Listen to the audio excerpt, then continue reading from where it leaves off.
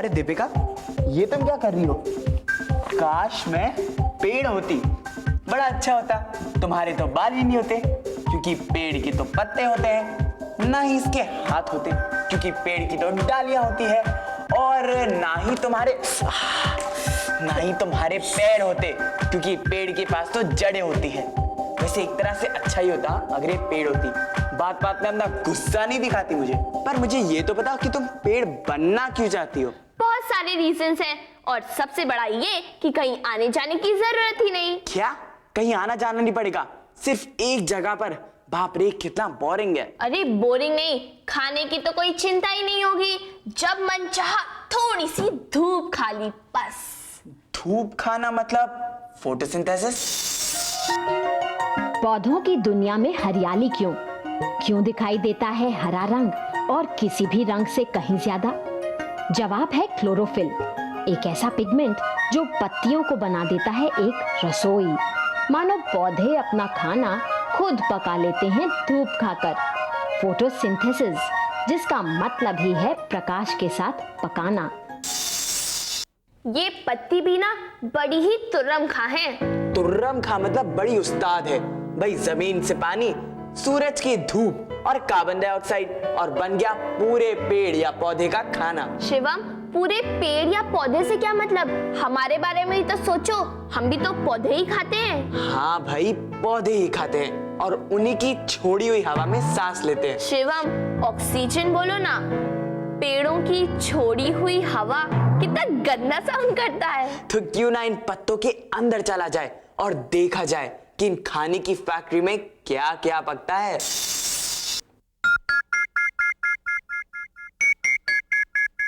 पत्तियों को यूं देखो तो वो कुछ नहीं करती, लेकिन अगर पत्ती के अंदर जा पाते तो हमें दिखती खाना बनाने की पूरी फैक्ट्री।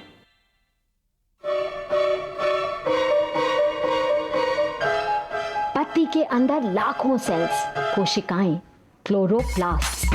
हरा रंग मिलता है पिगमेंट क्लोरोफिल से।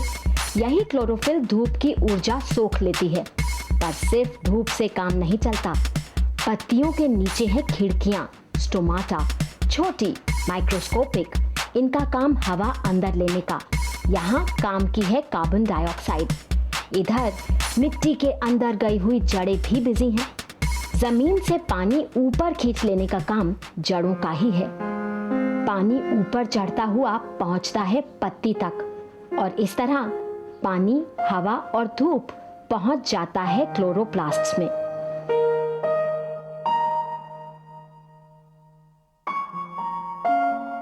अब खाने की फैक्ट्री काम में जुट जाती है। इंग्रेडिएंट्स कच्चा माल है, पानी और कार्बन डाइऑक्साइड। ईंधन या शक्ति सूरज की रोशनी। होता है एक बहुत ही जटिल केमिकल रिएक्शन, रासायनिक प्रक्रिया, जिसमें ग्लूकोज बनता है और ऑक्सीजन गैस भी। पानी भी प्रोड्यूस होता है। फोटोसिंथेसिस से बना ग्लूकोज तो पौधों में जमा होता जाता है, पर ऑक्सीजन बाहर निकलकर वातावरण में मिल जाती है। वही ऑक्सीजन जिसके बिना हम जिंदा नहीं रह सकते। एक परफेक्ट रिश्ता। फोटोसिंथेसिस प्रकृति का अजूबा है।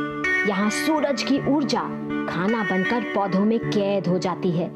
सबसे बड़ी बात यह है कि हर पौधा अपनी जरूरत से कहीं ज्यादा ग्लूकोज बनाता है, तभी तो हमें और सभी प्राणियों को अपना खाना मिलता है, फिर चाहे हम वेजिटेरियन हो या नॉन वेजिटेरियन।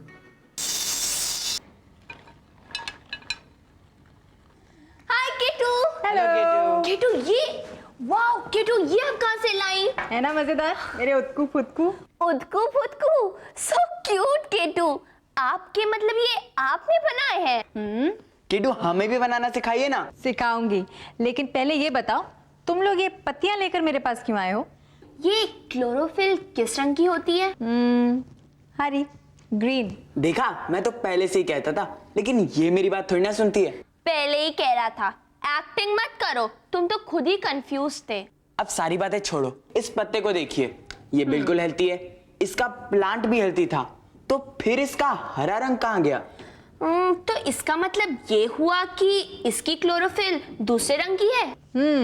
काफी अच्छा ऑब्जर्वेशन है, लेकिन क्लोरोफिल सिर्फ हरी होती है और ये हम इस पत्ती के साथ भी प्रूव कर सकते हैं। कैसे? आप भी ले आइए एक अलग रंग की पत्ती। क्लोरोफिल का रंग होता है हरा, फिर पत्तियां अलग अलग रंगों की कैसे? क्या इस बैंगनी पत्ती में भी हरे रंग का क्लोरोफिल छिपा है? पता लगाने के लिए पहले तो इन पत्तियों को लेते हैं पीस। अब इस पिसे हुए पल्प को छान लेते हैं। जरा छने हुए रस के रंग को ध्यान से देखें, इसमें भी अभी तक हरा रंग दिखाई नहीं दे रहा। कुछ अकल लगाते हैं और यूज करते हैं सॉल्वेंट टेक्निक। थोड़ी सी स्पिरिट मिला देते हैं इसमें। अब देखिए, बैंगनी अलग, हरा अलग। क्लोरोफिल का पिगमेंट तो सिर्फ हरा ही होता है, मतलब हरे पत्ते हरे रंग की वेवलेंथ को रिफ्लेक्ट कर देते हैं और बाकी वेवलेंथ के प्रकाश को यूज करते हैं। क्लोरोफिल को तो आप जान गए हैं, लेकिन क्या आप जानते हैं कि एंथोसायनिन उस पिगमेंट का नाम है जो बैंगनी और लाल रंग देता है। पीला और नारंगी रंग देने वाला पिगमेंट है कैरोटीन। कैरोटीन आसानी से नष्ट नहीं होता, इसीलिए मुरझाई पत्तियां पीले रंग की होती हैं।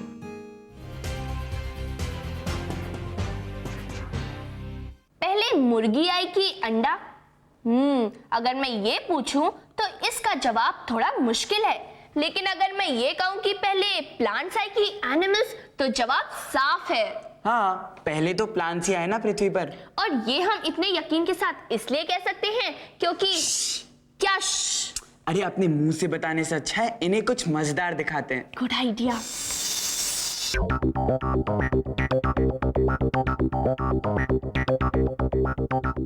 करोड़ों साल पहले पृथ्वी जन्म ले रही थी। ज्वालामुखियों से उगली गैसेस ने पृथ्वी का पहला वातावरण बनाया। ये आज के वातावरण से बिल्कुल अलग। ऑक्सीजन नहीं थी इसमें। फिर बादल बने, बारिश से पृथ्वी ठंडी पड़ती गई, समुंदर और नदियां बन गए और पानी में जन्मे पौधों के प्रथम रूप जैसे ब्लू ग्रीन एल्गे। ऑक्सीजन बनने लगी, पौधे विकसित होते गए और वातावरण में ऑक्सीजन छोड़ते गए।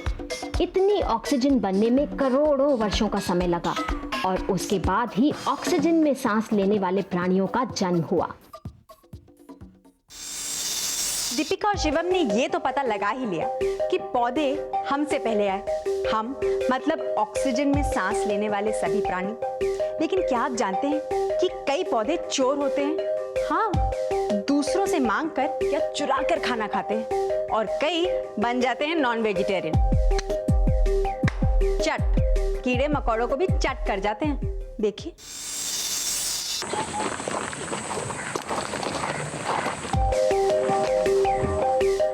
खाने की नजर से पौधों को 3 श्रेणियों में बांट सकते हैं हम। एक वो जो अपना खाना खुद बनाते हैं, फोटोसिंथेसाइजर्स। दूसरे वो जो चुरा के खाना खाते हैं, पैरासाइट्स, जैसे ये परजीवी अमर बेल, कस्क्यूटा, डॉडर भी कहते हैं इसे। एक बार फैल जाए तो बेशर्मी से फैलती ही जाती है। अमर बेल मेजबान प्लांट की शाखा से खाना चुराती है। चोरों को इज्जत नहीं मिलती, शायद इसीलिए इसका नाम है पर्पल विच, बैंगनी चुड़ैल। वैसे इस रूट पैरासाइट को गुलाबदनी भी कहते हैं। ये सीधे जड़ से खाना चुराती है। सर्वाइवल ऑफ द फिटेस्ट, प्रकृति का नियम। जिंदा रहने के लिए ही कुछ पौधे कार्निवोरस बन गए हैं, मांसाहारी, नॉन वेजिटेरियन। पिचा प्लांट खाना कैसे पकड़ता है, खुद देखिए।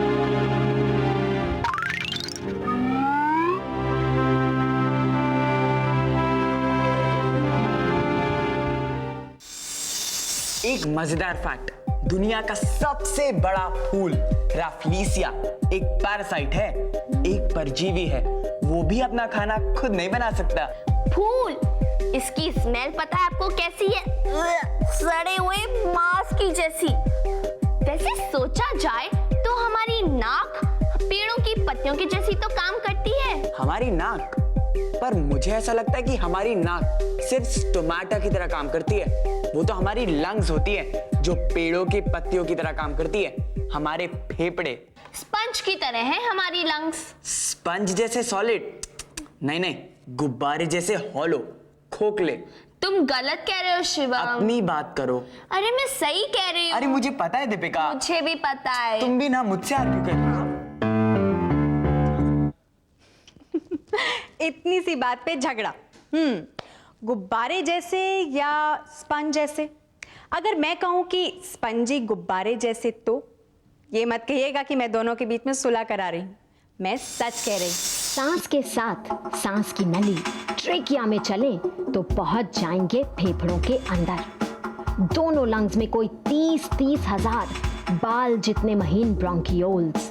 हर ब्रोंकियोल के सिरे पर अंगूर के गुच्छों जैसी हवा की थैलियां, एल्वियोलाई। यही एल्वियोलाई हमारे फेफड़े की सतह को बहुत बड़ा बना देते हैं।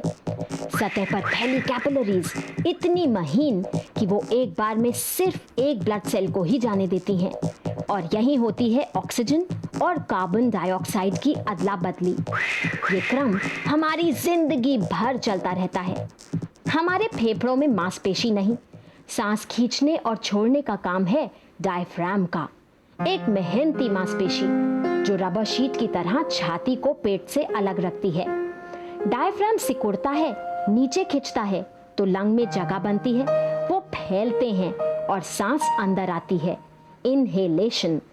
डायफ्राम रिलैक्स होता है, शिथिल, तो फेफड़े सिकुड़ते हैं और अंदर भरी हवा को बाहर ढकेल देते हैं, एक्सहेलेशन। इसे एक मजेदार मॉडल बनाकर समझा जा सकता है।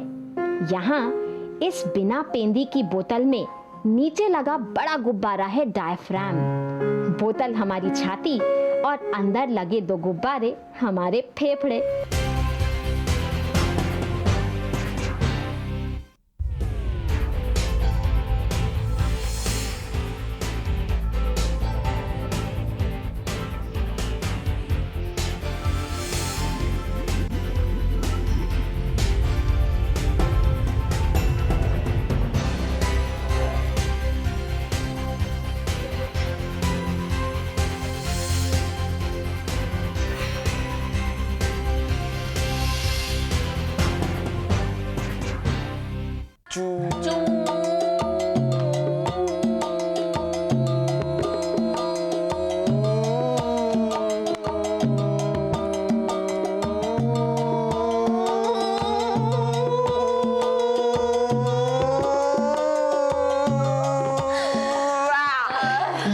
मैं जीत गया।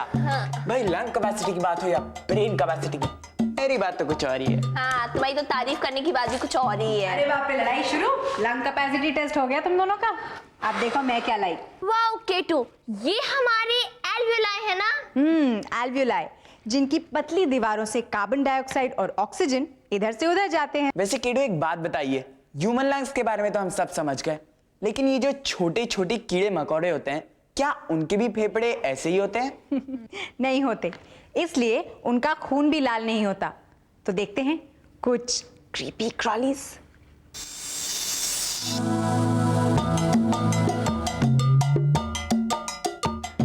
अगर हमारे पेट में बहुत सारे छेद होते जिनसे हम सांस ले सकते, तो कीड़े मकोड़े ऐसे ही सांस लेते हैं। उनके लंग्स यानी फेफड़े नहीं होते, बल्कि शरीर के दोनों तरफ छोटी छोटी ओपनिंग्स होती हैं, स्पाइरकल्स। स्पाइरकल्स ढेर सारी नलियों से जुड़ी हैं और हर कोशिका तक सीधे ऑक्सीजन पहुंचा देती हैं। हमें पता चला है कि पक्षियों के लंग्स होती हैं, लेकिन हमारी लंग्स से बिल्कुल अलग। उनकी लंग्स दोनों तरफ से खुली होती है, एक तरफ से हवा अंदर आती है और दूसरी तरफ से बाहर।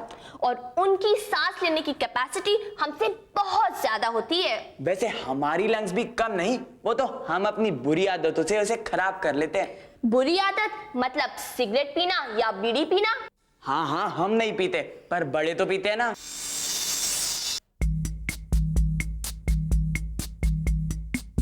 अपने मॉडल को लेकर हम बच्चे पहुंच गए हैं एक डॉक्टर के पास।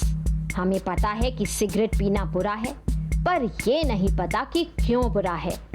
इसीलिए यही है हमारा सवाल, सिगरेट या बीड़ी पीने से क्या नुकसान होता है? जवाब में आइए, अंदर डॉक्टर लीजिए। ने पकड़ा दिए हमें एक एक स्ट्रॉ और कहा जरा आउट। इसे मुंह में रखो और मुश्किल नाक हो रही है बंद ना? करके तो सांस लो। नाक बंद करके सांस लेने की कोशिश करते हैं तो हमारे जो रेस्पिरेटरी पैसेजेस हैं, जो हमारी सांस की नली है, वे कितनी सिकुड़ जाती है। यह दिखाने के लिए मैंने ये एक्टिविटी करवाई कि सिकुड़ी हुई नली से आप सांस लेंगे तो बहुत मुश्किल होगी। यही तकलीफ एक स्मोकर को होती है, क्योंकि जो स्मोक में बसे हुए केमिकल्स और टार वगैरह हैं जो उसकी लंग्स और पैसेजेस में बस जाते हैं, वे सांस को अंदर जाने ही नहीं देते। लेकिन हम तो सिगरेट नहीं पीते। क्या होता है कि एक ही रूम में यदि कई लोग सिगरेट पी रहे हैं तो बाकी लोग जो सिगरेट नहीं पी रहे हैं उनको भी उस टबैको स्मोक का असर पड़ता है। सिगरेट का धुआं जहरीला होता है। तार, आर्सेनिक, बेंजीन और फॉर्मेल्डिहाइड जैसे खतरनाक कण और गैसेस उसमें मिले होते हैं। ये धीरे धीरे हमारे लंग्स को खराब कर देता है। सांस की नलियां सिकुड़ जाती हैं और एल्वियोलाई खत्म। नतीजा बीमारी। तो आप सोचिए, आप बेसिकली एक केमिकल फैक्ट्री मुंह में जला के ले रहे हैं। Why do we hiccup? हमें हिचकी क्यों आती है? जब हम हॉट कॉफ़ी, हॉट टी, मिर्ची वगैरह खाते हैं तो हमारा स्टमक इरिटेट होता है। स्टमक इरिटेट होने की वजह से डायफ्राम पे प्रेशर आता है और ये डायफ्राम एक स्पास्मोडिक कॉन्ट्रैक्शन में चला जाता है। ऊपर की तरफ ये कॉन्ट्रैक्ट करता है। जब ये कॉन्ट्रैक्ट करता है तो एक तरह से हवा बाहर निकलती है जिसको हम हिचकी कहते हैं। हम यौन क्यों करते हैं? हमें उबासी क्यों आती है? हमारे दिमाग में और हमारे लंग्स में ऐसे सेंसर्स हैं, ऐसे पिकअप पॉइंट्स हैं, ऐसा एक मैकेनिज्म है जो ये कार्बन डाइऑक्साइड लेवल को डिटेक्ट करता है। जब कार्बन डाइऑक्साइड लेवल एक हद से ज़्यादा हो जाता है तो हमारे ब्रेन को समझता है कि हमें लंबी सांस की अब ज़रूरत है, तो फिर डायफ्राम सडनली एक्सपैंड होता है और लंग्स टोटली इंस्पायर करते हैं बाहर की हवा और हम बहुत सारी ऑक्सीजन बाहर से अंदर लेते हैं। मजेदार जानकारी। उबासी, बहुत सारी ऑक्सीजन एक साथ। हिचकी किसी की याद करने पर नहीं, बल्कि होता है डायफ्राम परेशान। डॉक्टर ने बताई एक और नई बात हमारे ही मॉडल के साथ। स्वस्थ लंग्स के लिए एक सही पोस्चर जरूरी। हम झुककर बैठे या चलें तो लंग्स को फैलने के लिए पूरी जगह नहीं मिलती।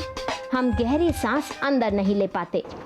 स्वस्थ लंग्स के लिए ही जरूरी है एक्सरसाइज, खेल कूद और ताज़ी हवा भी। खेलते समय हमारी मांसपेशियां ज़्यादा ऑक्सीजन मांगती हैं। ऐसे में फेफड़े अच्छी तरह काम करते हैं, उनकी क्षमता, कैपेसिटी बढ़ जाती है। ये हमारे स्वास्थ्य के लिए बहुत अच्छा है। और क्या होता है?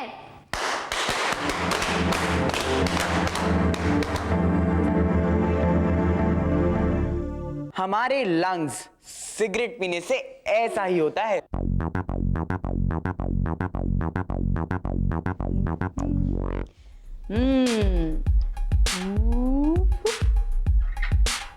मैग्नेट्स वाकई बहुत मजेदार होते हैं। इनके चाहे जितने भी छोटे छोटे टुकड़े कर दो, इसमें हमेशा रहते हैं इसके दोनों पोल्स, मतलब एक नॉर्थ पोल और एक साउथ पोल।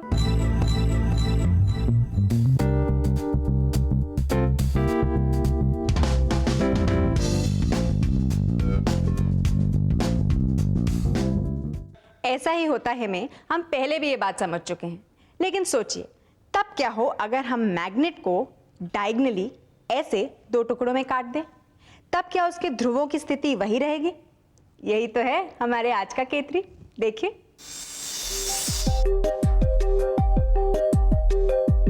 हर मैग्नेट में दोनों पोल्स होते ही हैं, फिर चाहे वो किसी भी आकार के हों। बार मैग्नेट को विकर्ण से काटने पर भी दोनों ध्रुव ही रहेंगे उसमें, कुछ ऐसे।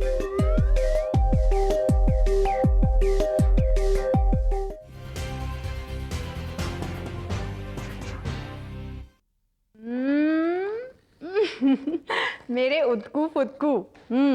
वैसे मजेदार चीजें शेयर करने में और भी मजा आता है, इसलिए ये उदकू फुदकू बना तो लिए। कैसे बनाए अब देखते हैं। ज्यादा चीजों की जरूरत नहीं है, सिर्फ ऐसे कटे हुए सिल्वर फॉइल, कुछ कंचे और कंचों से ज्यादा डायमीटर का, बड़ा डायमीटर की कोई भी चीज, जैसे ये मार्कर। तो अब लेते हैं ये फॉइल और ये मार्कर, और फॉइल को बिल्कुल हल्के से, ज्यादा प्रेस नहीं करेंगे, फोल्ड कर देते हैं ऐसे, और मार्कर को निकाल देते हैं। इसके अंदर डालते हैं ये कंचा और दोनों तरफ से हल्के से बंद कर देते हैं। अब लेते हैं एक फ्लैट डब्बा।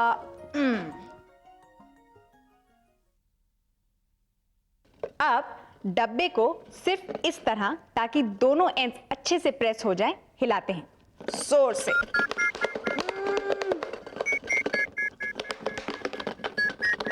तैयार हो रहा है हमारा उदकू फुदकू।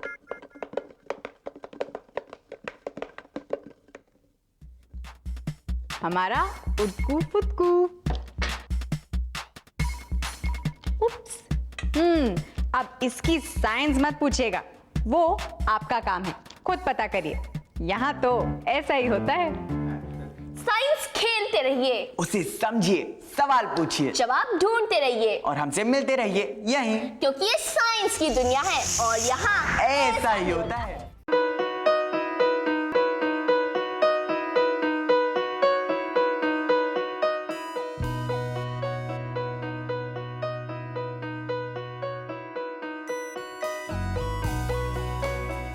पच्चीस साल का लंबा सफर और लाखों लोगों के चेहरों पर खिलती मुस्कान, गर्व और गरिमा से जीने की प्रेरणा देती मुस्कान, आत्मसम्मान और विश्वास से पैदा हुई मुस्कान। इन खिलते चेहरों पर ये मुस्कान आई है शिक्षा के जरिए। ये मुस्कान आई है national institute of open schooling यानी NIOS के जरिए। National institute of open schooling या राष्ट्रीय मुक्त विद्यालयी शिक्षा संस्थान, इस संस्थान का एक बड़ा उद्देश्य है आम आदमियों के जीवन को बेहतर बनाना। ऐसे लोग जिनके लिए शिक्षा एक दूर का सपना है, या वे बच्चे जो परिवार की रोजी रोटी कमाने के लिए बीच में ही स्कूल छोड़ने पर मजबूर हो जाते हैं। NIOS ऐसे बच्चों और बड़ों को दोबारा शिक्षा से जुड़ने का मौका मुहैया कराता है, ताकि वे एक बेहतर जीवन जी सकें। 1989 में स्थापना के बाद NIOS ने देश के लाखों बच्चों और वयस्कों को बेहतर शिक्षा से जोड़ा है। इनमें हर उम्र, हर पृष्ठभूमि, हर जाति, हर मजहब और हर क्षेत्र के लड़के लड़कियां, महिलाएं और पुरुष शामिल हैं। बढ़ई से लेकर पायलट, डॉक्टर, इंजीनियर, बेकर और दर्जी तक NIOS कोशिश कर रहा है सबको शिक्षित और सशक्त बनाने की, चाहे वो असम के दूर दराज इलाके में रहने वाला हो या फिर मुंबई जैसे महानगर का। NIOS ने अपनी मौजूदगी हर जगह दर्ज कराई है। NIOS ने शिक्षा की परंपरागत सोच को ही बदल दिया है। वो पढ़िए जो हम पढ़ाते हैं की जगह NIOS की नई सोच है, हम वो पढ़ाते हैं जो आप पढ़ना चाहते हैं। इस नई सोच ने लोगों को आगे बढ़ने और NIOS के साथ जुड़ने के लिए प्रोत्साहित किया है। शिक्षा उपलब्ध कराने के मामले में NIOS किसी सीमा को नहीं मानता, उम्र की सीमा को भी नहीं। चंडीगढ़ के गणेश के लिए भी NIOS एक वरदान साबित हुआ। NIOS शारीरिक रूप से अक्षम बच्चों को भी बेहतर शिक्षा मुहैया कराने के लिए पूरी तरह प्रतिबद्ध है। ऐसे बच्चों के लिए शिक्षा न केवल रोजगार के द्वार खोलती है, बल्कि उन्हें आत्मविश्वास और गर्व के साथ जीना भी सिखाती है। NIOS खेल के इन सितारों को उनकी सुविधा और समय के अनुसार बेहतर शिक्षा उपलब्ध कराता है। मेरी कॉम, सोमदेव देववर्मन, देविका रेबेका पल्लिकल, अरमान इब्राहिम, प्रद्युमन प्रकाश और अमय जोत सिंह। NIOS सीमा पर खड़े उन प्रहरियों को भी शिक्षा से लाभान्वित करता है जो देश की सुरक्षा के लिए अपनी जान की बाजी लगाने से भी नहीं चूकते। सच तो ये है कि NIOS की पहुंच हर ओर रहती है, चाहे वो दूर दराज के आदिवासी हो या जेल की कोठरी में बंद कैदी या फिर ग्रामीण और शहरी क्षेत्रों के गरीब निवासी। देश में कहीं भी कोई भी व्यक्ति, स्त्री, पुरुष, लड़का, लड़की, अमीर, गरीब शिक्षा से वंचित न रहे। राष्ट्रीय मुक्त विद्यालयी शिक्षा संस्थान का यही मिशन है। राष्ट्रीय मुक्त विद्यालय शिक्षा संस्थान पूरे देश में शिक्षा के साथ साथ कौशल विकास के क्षेत्र में बहुत सारे कोर्सेज दे रहा है। लगभग 100 से ज़्यादा कोर्सेज हैं। हम दूर दराज के गांव में अपने संस्थान बनाते हैं और वहाँ के बच्चों को, वहाँ के बच्चियों को, वहाँ के वयस्कों को हुनर के क्षेत्र में शिक्षा पहुँचाते हैं। आपको जानकर खुशी होगी कि अब हम आर्ट, साइंस, कॉमर्स जिन क्षेत्रों में 12वीं का सर्टिफिकेट दिया जाता रहा है, अब हम हुनर के क्षेत्र में, वोकेशनल एरिया में भी 10वीं और 12वीं का सर्टिफिकेशन करेंगे। तो वो बच्चे जो कृषि से जुड़े हुए हैं, कारपेंट्री से जुड़े हुए हैं या दूसरे क्षेत्रों से जुड़े हुए हैं, वो अपने ही क्षेत्र में काम करेंगे, सीखेंगे, हुनर पैदा करेंगे अपने में और सर्टिफाइड भी होंगे कि वो सर्टिफाइड कृषक हैं, खेतिहर हैं। तो आज तक जो हमारे देश में ये सोच रही है कि आप 12वीं पास तभी कहे जाएंगे जब भूगोल, अर्थशास्त्र, भौतिकी ये पढ़ेंगे, अब ये समय बदल गया है। ITI में जितने बच्चे पढ़ते हैं, लगभग 18 लाख बच्चे हर साल दाखिला लेते हैं। अब हम उनको सर्टिफिकेशन करेंगे। NIOS अपने छात्रों को माध्यमिक स्तर पर 26 और उच्च माध्यमिक स्तर पर 19 विषयों का विकल्प देता है। पढ़ाई किस माध्यम से करनी है, इसमें भी आपको लचीलापन मिलेगा। माध्यमिक स्तर पर ही 7 भाषाओं के अलग अलग माध्यमों का विकल्प मौजूद है। शैक्षणिक कार्यक्रमों के अलावा 86 वोकेशनल शिक्षा कार्यक्रम भी उपलब्ध हैं, जो छात्रों को कामकाजी दुनिया के लिए तैयार करते हैं। वोकेशनल प्रशिक्षण को अधिक सुदृढ़ बनाने के लिए NIOS ने ITDC, Cisco, Indian medical association जैसे कई सरकारी और गैर सरकारी संस्थानों के साथ भागीदारी स्थापित की है। आज लाखों छात्रों के लिए अपनी पसंद का स्कूल है राष्ट्रीय मुक्त विद्यालयी शिक्षा संस्थान यानी national institute of open schooling. NIOS ने एक लंबा सफर तय किया है, लेकिन मंजिल अभी दूर है। निरंतर विकास और नवीनीकरण के लिए NIOS सदैव प्रतिबद्ध है। शिक्षा का उद्देश्य महज रोजगार जुटाना ही नहीं है, बल्कि स्वयं को सशक्त बनाना भी है। NIOS लाखों छात्रों के लिए यही आत्मसम्मान दिलाने में जुटा है। लाखों लोगों के लिए एक आशा और उम्मीद है। National institute of open schooling. शिक्षा सबके लिए, कहीं भी, कभी भी।